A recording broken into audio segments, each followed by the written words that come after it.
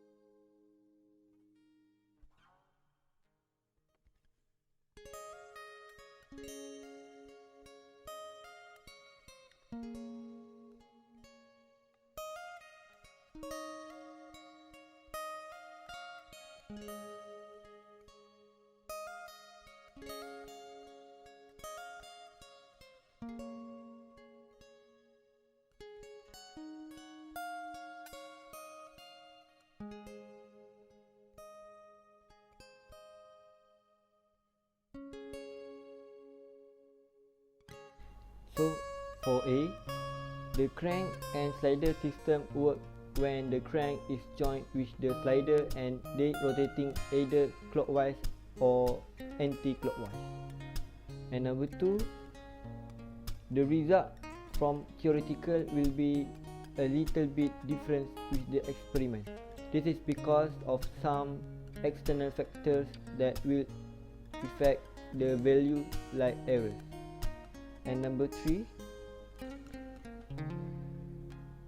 for 1 is I are not parallel with the ruler scale during the experiment, and number 2, the crank is moving during the final measurement is taken, and number 3, the connecting rod may be in a bad condition until it affect the final result. And last but not least, number 4, the slider is thrusting until it makes the user hard move the slider smoothly.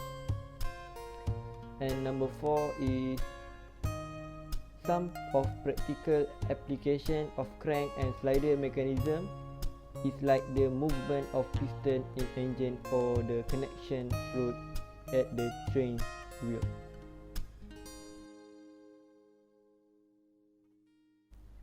In conclusion, I already know how the planar kinetic motion works. I also know the effect of changing the crank radius and the length of connection rod. With the change of crank radius, it will affect the measurement of displacement obtained with the other crank radius. However, the displacement is stay in same length if the connection rod length is changed. This is because the displacement measure is affected by diameter of crank.